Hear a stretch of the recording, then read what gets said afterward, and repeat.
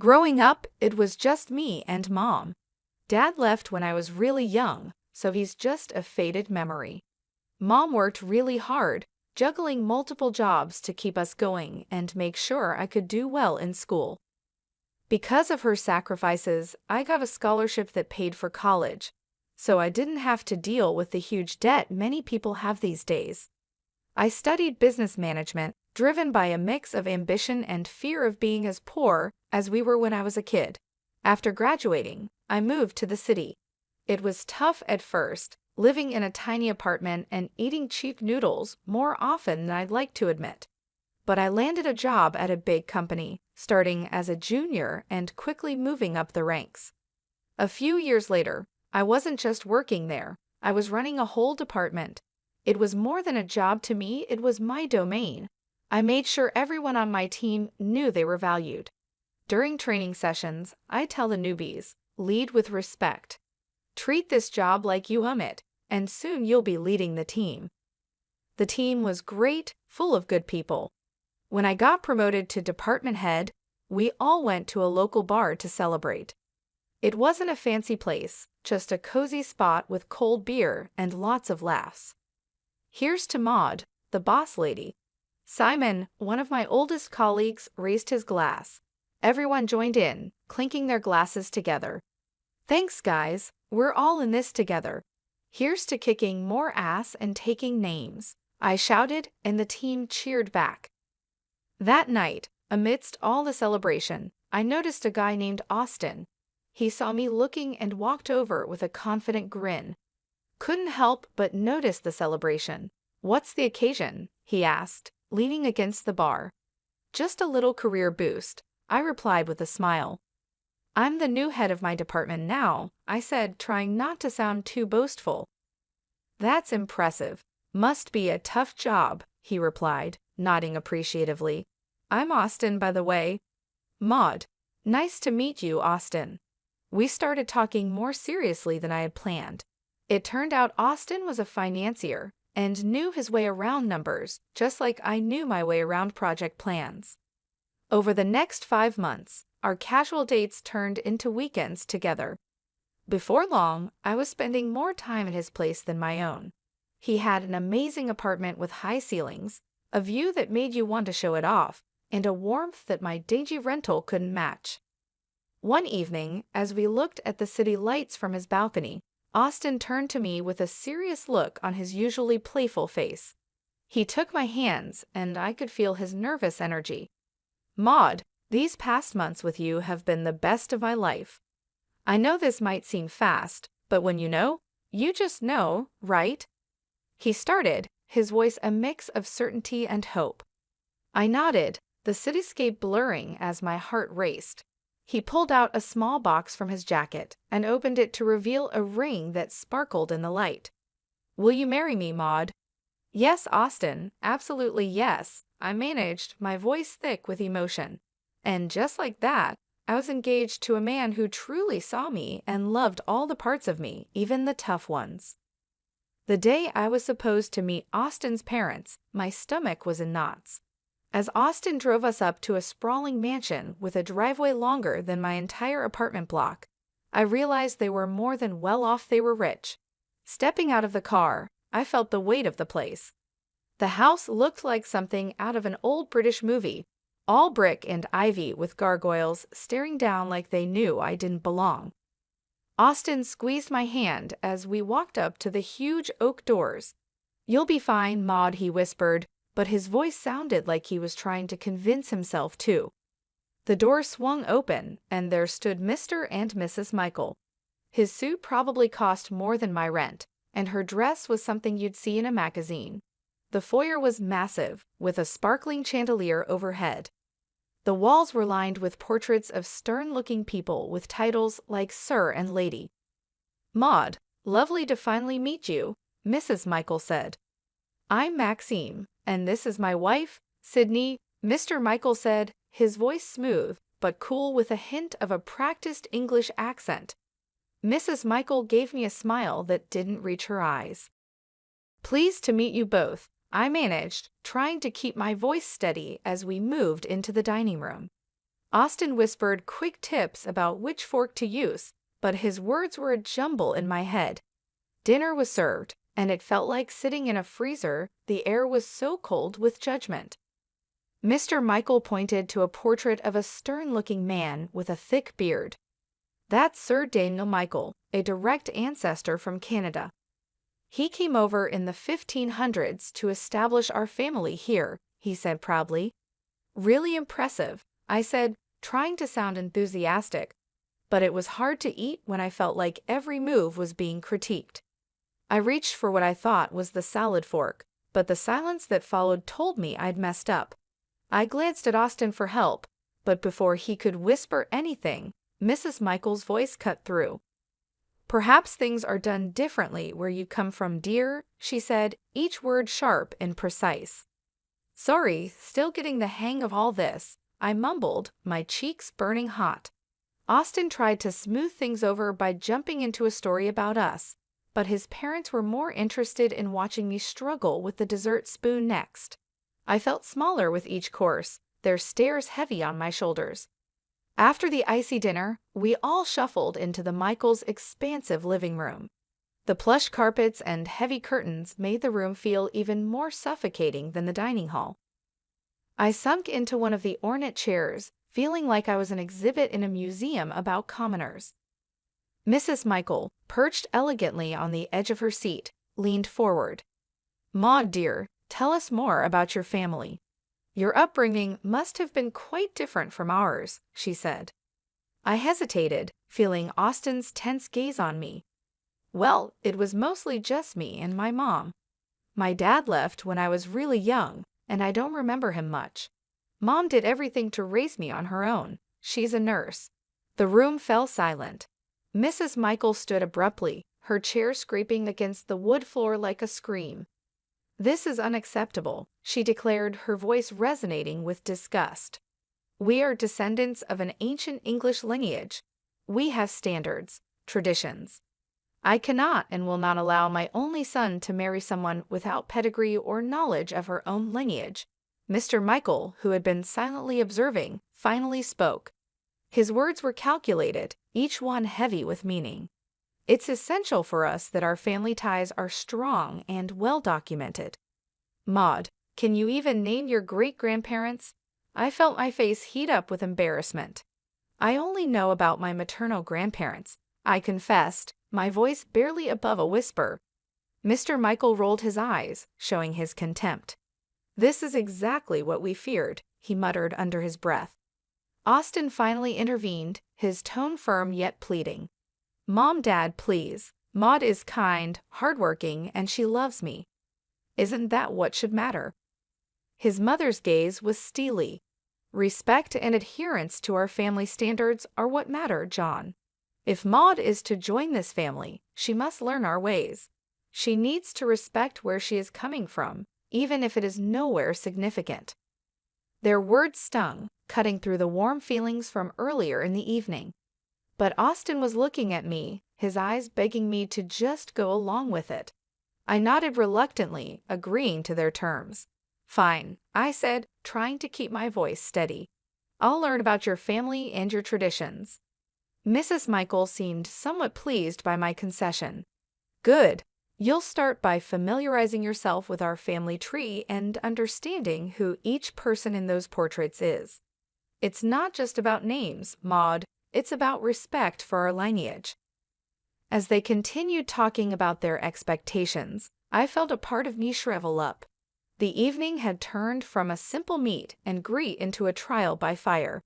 I had agreed to their demands, yes, but at what cost? As the room filled with discussions of ancestors and noble deeds, I couldn't help but feel alienated from these people and, oddly enough, from the parts of Austin that were tied so tightly to them. The weeks following that stiff dinner were a whirlwind. I barely had time to catch my breath between working my day job and attending the slew of etiquette and style courses that Mr. and Mrs. Michael insisted I take. My day started with the buzz of an alarm before sunrise and ended long after the sun had set, leaving me feeling like a zombie. "Elbows off the table, Maud. the etiquette instructor gently chided during one of our sessions.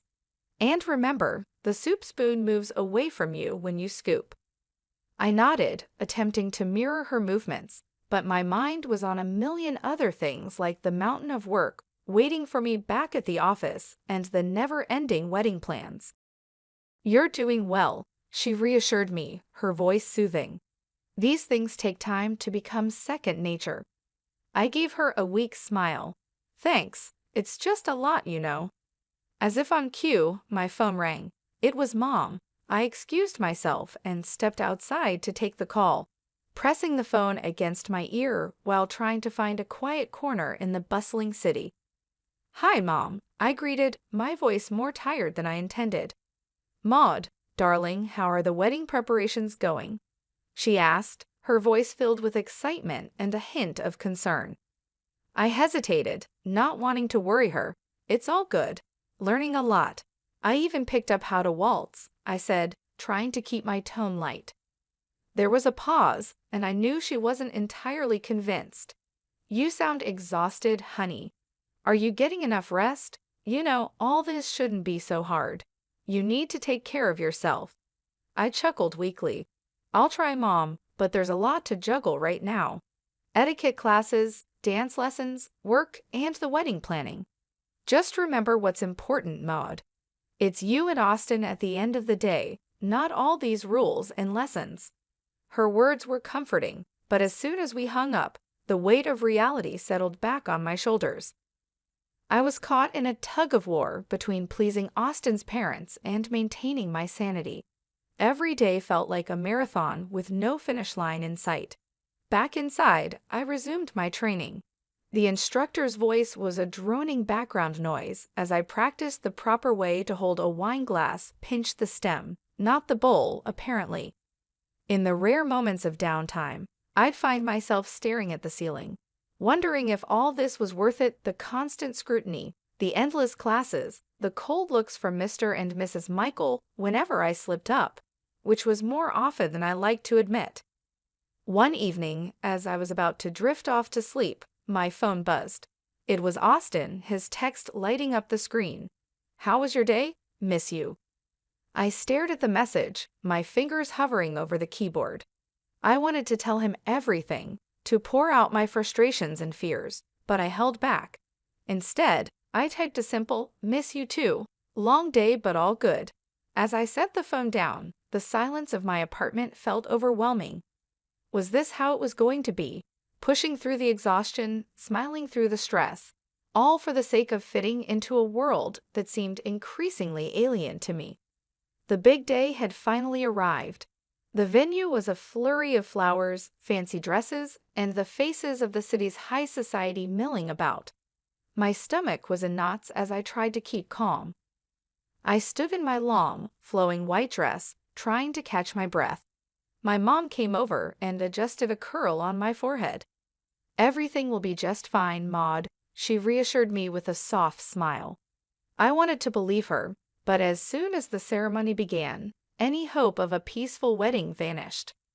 Austin's parents were in full superiority mode. Mr. Michael greeted guests with an air of boastfulness, while Mrs. Michael quickly pointed out to everyone how they had made everything possible. As the guests settled, I tried to mingle, but Mrs. Michael pulled me aside with a frosty smile. "Maud, dear, make sure our friends are taken care of.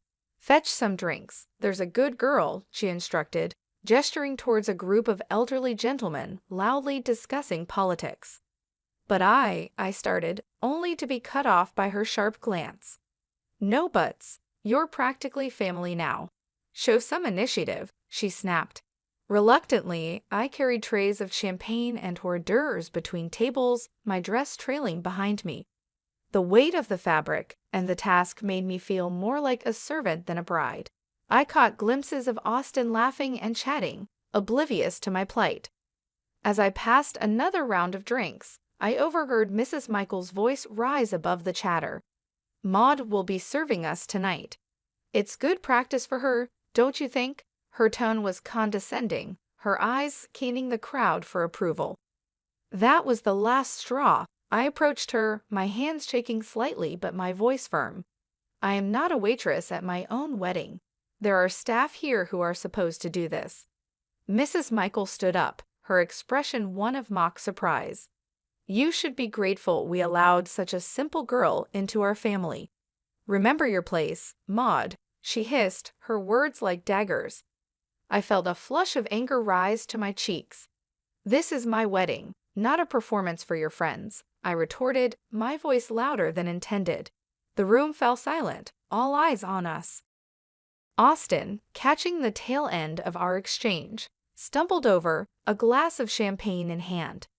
What's going on here? He slurred slightly, his eyes not fully focusing. Your mother is treating me like a servant at our wedding, Austin. This isn't what today is supposed to be about, I said, frustration boiling over. Austin looked between me and his mother, his expression clouding. Maud, why are you making a scene? Just do what my mom asks. It's not a big deal. Not a big deal, Austin. This is our day, and your mom is ruining it. I shot back, disbelief and hurt swirling together. He took a long sip of his champagne before speaking. Look, Maud, you should be happy. I even chose you. There were plenty of girls better than you, prettier, richer. You're making a fuss over nothing. The words felt like a physical slap. I recoiled, the realization hitting me hard. The man I loved, the man I was about to marry, didn't see us as partners. To him, I was just another accessory, something to fit into the perfect image his parents wanted. As I clutched my bouquet tighter, feeling like I might crumble right there, my mom came over. She took one look at me and wrapped me in her arms, the kind of hug that seemed to hold the world at bay. Honey, do you love this man? Do you really want to marry him? She whispered, her voice filled with worry. I shook my head, barely able to speak. No, Mom, I can't do this. I don't want to. Mom nodded, her jaw set in that determined way I knew so well. She gently took the bouquet from my hands and guided me to a chair, her touch reassuring. Then, with surprising sprightliness, she approached the DJ, asked for the microphone, and turned to face the gathered crowd. Ladies and gentlemen, may I have your attention, please? Her voice, clear and steady, cut through the murmurs, drawing every eye in the room to her. There was a hush, the kind that precedes a storm. She took a deep breath and turned to face Mr. and Mrs. Michael directly. I have something important to share about truth and pretense, she began, her gaze unwavering. I went to the same school as Maxime and Sydney Michael. Back then, they didn't carry an English accent or boast of noble blood. Their families were hardworking folks, just like ours. A murmur rippled through the crowd. Maxime's father was a mechanic, and Sydney's mother served tables at the local diner. She paused, letting the words sink in. The portraits, the accents, the surname, they bought them all to craft a past that would hide where they really came from. The room erupted into whispers, guests turning to stare at the Michaels, their faces a mix of shock and disbelief. Mrs. Michael stood up, her face red, the facade of aristocracy melting away. That's preposterous. But my mom wasn't finished.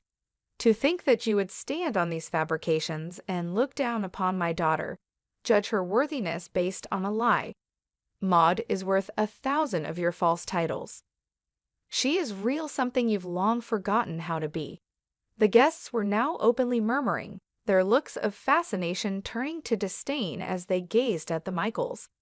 Mr. Michael tried to speak, his accent slipping into something less refined and more desperate. We did what we thought was best. For whom? My mom cut him off, her voice fierce. For your son? For society? Or just for your own shallow pride? The confrontation had drawn everyone's attention, and now the room was buzzing, the atmosphere charged with tension and revelations. The Michaels seemed to shrink, their grandeur dissolving into the air, leaving nothing but the stark, plain truth of their origins. Austin's face twisted with a mix of shock and anger. He stormed up to me, his voice barely a hiss as he leaned close. You've ruined everything, Maud. You've disgraced my family, And now you're questioning if I want to marry you after this spectacle." His words stung, but before I could respond, he grabbed my arm, pulling me slightly closer. "I'll teach you how to be a good wife, one who knows her place and obeys." His threat hung in the air, heavy and chilling. I pulled my arm back with all my might, stepping away from him. The room was dead silent now, everyone's eyes on us. This was the man I had intended to marry. This was the family I was about to join. No, this couldn't be my life. I took a deep breath, my mother's earlier strength flowing through me. "There will be no wedding," I announced loudly, making sure every guest heard. I regret that I ever considered marrying someone who truly matches the arrogance and deceit of his parents. Murmurs filled the room, some of shock, others of support. Austin stood there, mouth agape, as if trying to catch the words and stuff them back into my mouth. My mother came to my side, her presence a comforting shield against the chaos. Together, we walked through the crowd, our heads held high. In the weeks that followed, news of the Michaels' disgrace spread through the city. Their fabricated lineage and high society standing crumbled like a house of cards in a breeze. People who once revered them now crossed the street to avoid their shame. They sold their mansion and moved away, seeking a fresh start where their past wouldn't haunt them. As for Austin, I realized I was free from a life of lies and manipulation. I began to find myself again, living a life where I didn't have to pretend or fit into someone else's mold. My mom and I grew closer, and I discovered that real happiness comes from being true to yourself. I heard bits and pieces, rumors of Austin's downward spiral, of nights spent at bars trying to drink away the scandal. I didn't know if they were true, and frankly, I didn't care. He had shown his true colors, and they were too dark and twisted for me to ever want to look back. "Thank you, Mom," I said to her one evening as we sat in our modest living room, a stark contrast to the opulent falsity I had almost married into. "For everything, for being there, for standing up for me, for helping me see the truth before it was too late." She took my hand, squeezing it gently. "I'll always be here, Maud. You're my daughter, and I raised you to be strong and true. No man, no family can ever make you less than what you are." We sat there, the TV chattering in the background, a normalcy that felt refreshing. I had lost a fiancé but gained back my life, my self-respect, and more importantly, my future. After the whole wedding debacle, going back to work felt like walking into a sanctuary. My colleagues who had heard about the chaos were nothing short of supportive. "Maud, you dodged a bullet, girl," Simon said as soon as I walked into the office. He was leaning against my desk, a steaming cup of coffee in his hand, which he handed to me as a peace offering or maybe a welcome back gift. "Thanks, Simon. Feels good to be back," I replied, taking the coffee and savoring the familiar bitter warmth. And yeah, that bullet was more like a cannonball. "Anyone who makes you serve guests at your own wedding is no husband material. You deserve way better, hun," Sabrina chimed in from her cubicle across the way. I smiled, grateful for the camaraderie. "I think so too. It's nice to be back where I'm appreciated for what I do, not for the family I might have married into." As the days turned into weeks, the support from my team didn't waver. It was during this healing time that I met Andrew. He was a friend of a friend, nothing fancy about his background, just a genuine guy with a quick smile and an easygoing attitude that was infectious. We met at a small get-together, just a few friends hanging out on a Saturday afternoon. He was there, laughing at something silly when I walked in. "Hey, you must be Maud," he said, standing up to greet me. "I've heard a lot about you. All good things, I promise." "Thanks, Andrew. I hope they didn't embellish too much," I replied, trying to match his easy demeanor. We hit it off instantly. His family was the polar opposite of the Michaels. The first time I met Andrew's parents, and they welcomed me with warm hugs and genuine smiles. "Maud, we're just glad Andrew found someone who makes him so happy," his mom said, pulling me into a hug as soon as I stepped through their front door. It was refreshing, the simplicity of it all. No pretenses, no demands, just mutual respect and acceptance. Andrew and I weren't rushing anything. We were taking our time getting to know each other beyond the surface level. We enjoyed long walks, quiet dinners, and endless conversations about our dreams and goals. I found myself relaxing in his company, appreciating the normalcy and ease that marked our growing relationship. It was a stark contrast to the pressure and expectations I had faced with Austin and his family. Back at work, things were also looking up. My colleagues continued to be supportive, and the office felt like a second home. One day, my boss called me into his office.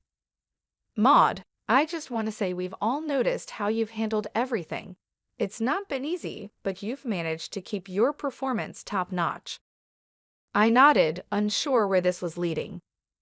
"We think it's time for another promotion. You've proven you can handle just about anything, and your leadership has never wavered." Leaving his office, I felt a surge of pride.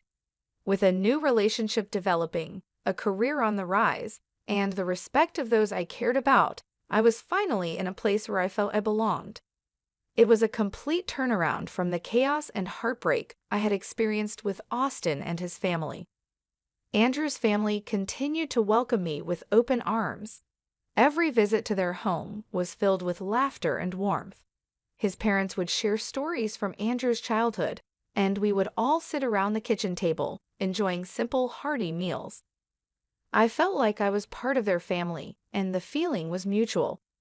They appreciated me for who I was, not for some image or status. At work, I took on new challenges and responsibilities with confidence.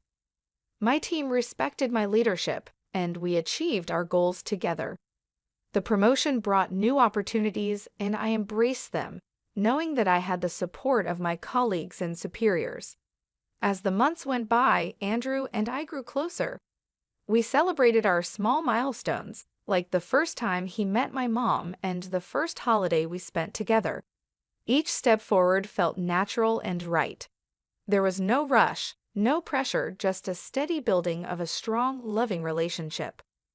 One evening, after a particularly good day at work, Andrew and I were sitting on his couch, watching a movie. He turned to me and said, "Maud, I don't know what the future holds, but I know I want you in it." I smiled, feeling the truth of his words. "Me too, Andrew. Me too." It was in that moment that I realized I had found what I was looking for, not just in a partner, but in life. I had a loving relationship, a fulfilling career, and the support of people who truly cared about me. I had found my place, and it felt like home.